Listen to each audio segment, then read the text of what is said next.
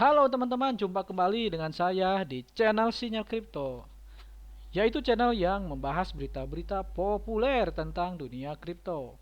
Nah, selain itu juga kami membahas tentang technical analysis tentang cryptocurrency. Oke teman-teman, untuk video kali ini pada tanggal 9 Agustus 2021 jam 7 pagi ya, atau setengah 8 tepatnya, saya akan membahas tentang apa benar Indodax itu akan bangkrut. Bahkan ada teman saya yang bertanya, apa benar ini Indodax mau bangkrut? Nah, ada dari salah satu influencer atau YouTuber mungkin kali ya yang menyatakan bahwa Indodax itu akan bangkrut atau berpotensi untuk bangkrut. Ya, semua perusahaan juga sebetulnya berpotensi ya untuk bangkrut gitu ya. Oke, teman-teman, sebelum saya membahas atau menganalisa tentang bagaimana kelanjutan Indodax atau apa benar Indodax itu akan bangkrut, jangan lupa di subscribe terlebih dahulu teman-teman. Mohon di subscribe terlebih dahulu kontennya atau channelnya, maaf ya channelnya, agar tidak ketinggalan ya berita-berita terupdate, terpopuler, dan juga agar saya juga lebih semangat lagi ya untuk membuat videonya. Dan juga jangan lupa dinyalakan loncengnya. Oke, langsung saja ke pembahasan kita. Let's go. Nah, apa benar sih Indodax ini akan bangkrut? Nah, oke, kita akan melakukan analisanya sesuai data gitu ya. Nah, yang pertama kita melihat bahwa regulasi pemerintah tentang kripto ini sudah mulai jelas gitu ya. Pertama, bahwa pemerintah sudah mengesahkan atau melegalkan 229 aset kripto yang boleh diperdagangkan di Indonesia atau sudah legal. Nah, selain itu juga informasi yang saya terima bahwa akhir 2021 pemerintah akan membuka atau meresmikan kantor khusus bursa kripto Indonesia gitu ya. Nah, kalau saham kan diawasinya oleh Bursa Efek Indonesia. Kalau kripto itu diawasi oleh bursa kripto Indonesia gitu ya. Jadi yang mengawasi gitu ya. Nah, berarti dengan adanya bursa kripto Indonesia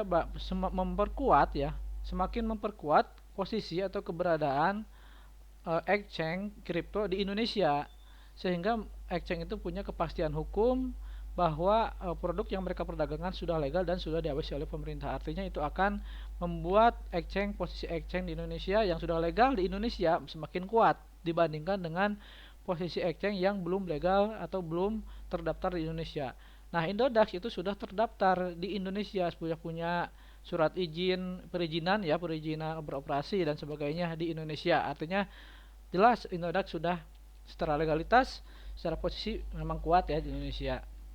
Nah, yang kedua saya akan mencoba untuk menganalisa dari segi analisa pendapatan Indodax.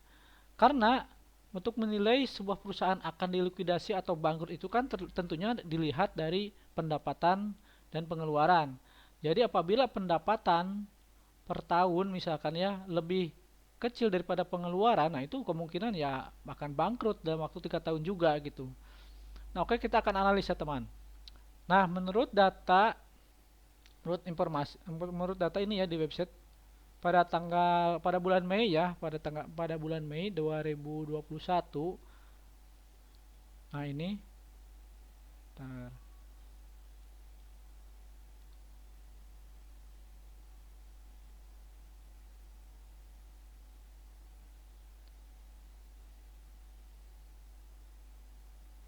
Nah, ini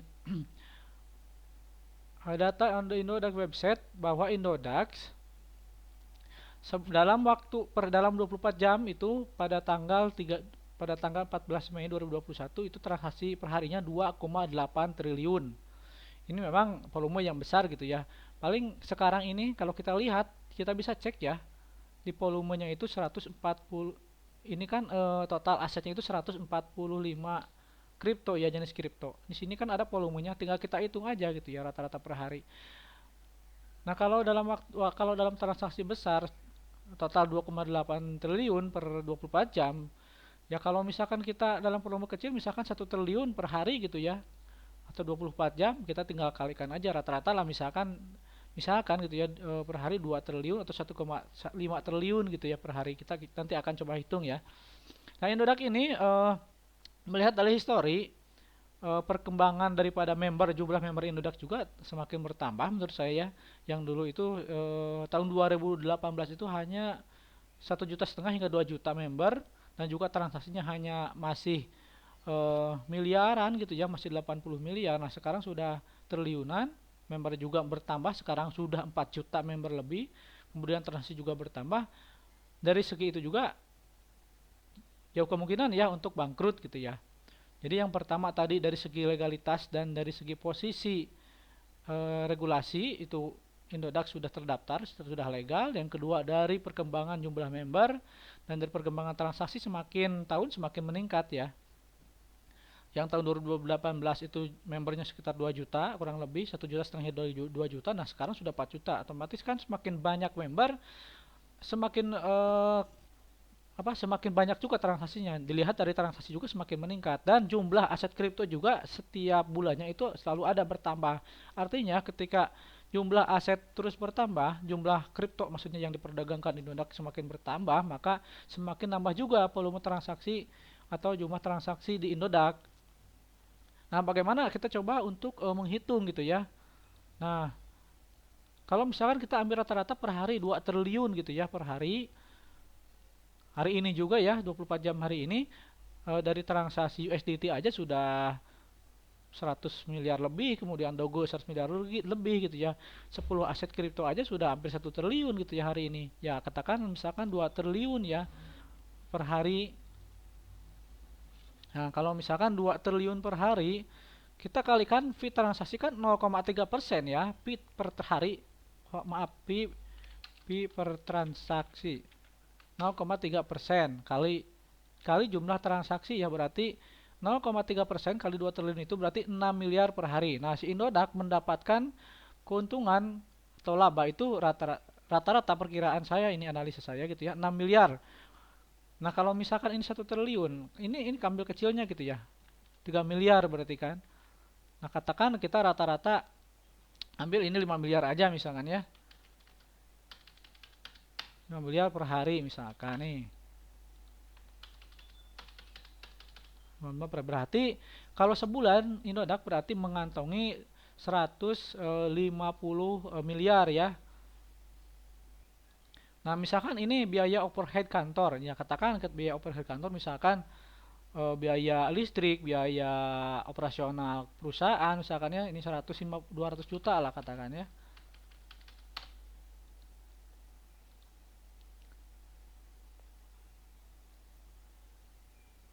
Atau kan paling gede lah 500 juta gitu ya. Biaya operasional kantor, kemudian biaya gaji karyawan itu katakan kalau misalkan punya 50 karyawan ya kali 5 juta misalkan, 6 juta lah misalkan ya. Nah, ini kan 300 juta. Nah, belum kan gaji yang manajer itu kan beda pasti. Ya, saya ambil 1 miliar per bulan dah. Nah, ini 1 miliar per bulan gaji pegawai. Kemudian biaya lain-lain misalkan ya. Biaya lain-lain yang saya juga tidak tahu ada biaya apa aja di sana. Misalkan 300 juta.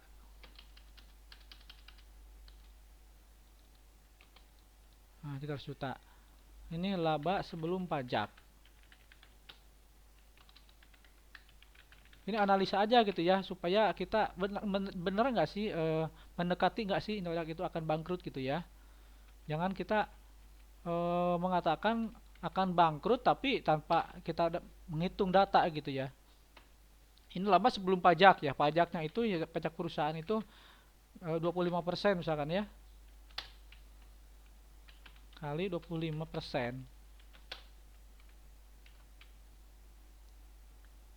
Ini pajaknya 37 miliar laba bersih. Nah, ini laba bersihnya 111 miliar. Nah, ini laba bersih 111 miliar. Ini coba kita ambil kecilnya banget, per hari 3 miliar lah profitnya ya. Nah, meskipun ini transaksinya rendah banget, rata-ratanya itu 3 miliar gitu ya profitnya, atau transaksi per harinya itu 1 triliun. Ini paling minim ya, saya ambil paling minim banget ini 1 triliun.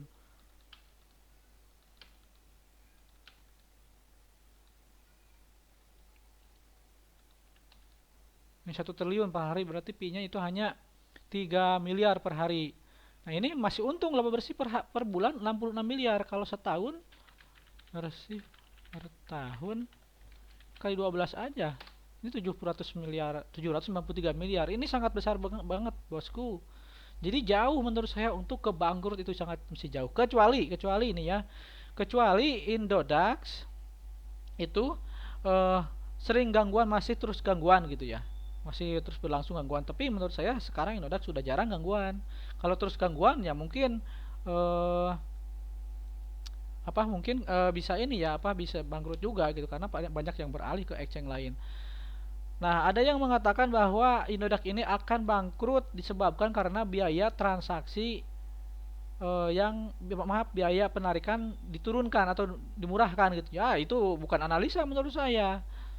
Meskipun banyak histori exchange misalkan yang pernah bahwa biaya penarikan jadi murah kemudian langsung bangkrut, itu kan beda. Beda posisi transaksi, bosku. Kita jangan melihat dari satu sisi saja.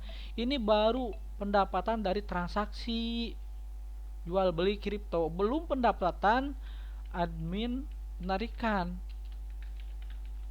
Itu berapa, bosku?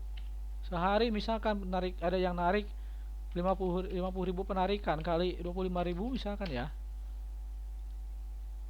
Ini sehari 1 miliar lebih. Dengan 55 ribu lah misalkan kegedean 20 ribu, 500 juta per hari kali sebulan 15 miliar. Ini dari penarikan aja lumayan. Kemudian ini dari transaksi udah berapa miliar per hari kali setahun, bisa triliunan per tahun, udah dipotong pajak itu. Jadi menurut saya kesimpulannya adalah masih jauh kemungkinannya. Nah, bagaimana 10 tahun kemudian? Ya kalau masih pemerintah melegalkan transaksi kripto ya itu akan tetap berjalan di Indodax menurut saya gitu ya, dan mempertahankan kualitas transaksinya di Indodax.